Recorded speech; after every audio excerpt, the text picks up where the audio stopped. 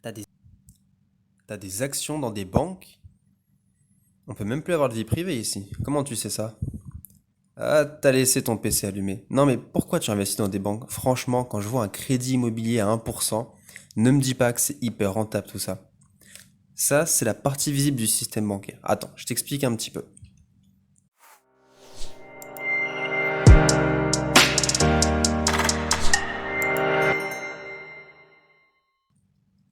Salut, bienvenue sur Valentin Finance et aujourd'hui on va parler des banques.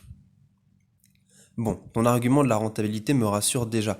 Maintenant, tu fais attention à l'entreprise dans laquelle tu investis, mais pas de la bonne manière.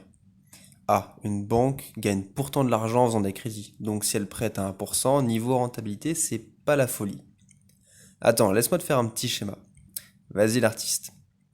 Voilà. Avant de t'expliquer mon petit schéma, digne de finir au Louvre, sache que les banques ont le pouvoir de créer de l'argent. Et attends, de ce que j'ai lu moi, c'est les banques centrales qui créent de l'argent.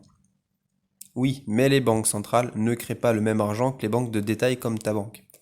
Il y a la monnaie centrale, celle des banques centrales, dedans tu peux mettre les avoirs des banques ou la monnaie fiduciaire, ce sont les billets de banque imprimés par la banque centrale. Cette monnaie-là a plus de valeur. Le reste de la monnaie est de la monnaie scripturale, c'est de la monnaie créée par les banques comme ta banque. Il s'agit uniquement de lignes de code sans véritable valeur, mais utilisables dans la vraie vie pour payer. Cette monnaie est créée lorsqu'une banque te fait un crédit. Schématiquement, elle appuie sur un bouton et hop, elle crée de la monnaie, sortie de nulle part, et te prête cet argent que toi, tu dois lui rembourser avec des intérêts. Wow, t'aurais pas pu faire plus simple? Attends, regarde maintenant mon schéma, ça sera plus simple. Ok, de la simplicité, j'aime ça. Bon, je t'ai dit que les banques peuvent créer de l'argent scriptural à partir de rien, mais cela est réglementé. C'est les ratios de solvabilité ou CET1. Cela se traduit comme ceci. Ta banque a le droit de créer une certaine quantité de monnaie à partir de rien que si elle possède en réserve une certaine partie de véritable monnaie. Je commence à voir où tu veux en venir. Non, en fait, non, vas-y, continue. Alors, imagine le ratio est de 10%. Quand tu vas emprunter 100 000 euros à ta banque, elle ne possède que 10 000 euros, te prête donc que 10% de son argent. Le reste est créé à partir de rien. En revanche, toi, tu vas payer des intérêts sur tout ce que la banque te prête. Non, mais c'est quoi cette magie noire encore? Oui, on s'en approche un petit peu. Donc, si tu empruntes à 1% d'intérêt, tu dois 1000 euros à la banque. Encore, ça, c'est que si tu payes les intérêts en une fois. Normalement, tu as des intérêts à chaque traite, mais on va faire plus simple. Ouais, enfin, la banque gagne quand même que 1000 euros sur 100 000 euros, donc 1%. Non, la banque ne t'a donné que 10 000 euros de sa poche, et toi, tu lui as donné 1000 euros d'intérêt. Donc là, on est à 10% de rendement pour elle. De la magie noire, j'en étais sûr. Et le reste de l'argent obtenu par la magie noire, il vient d'où? Il part? Qu'est-ce que la banque en fait? Non, cet argent va être totalement détruit.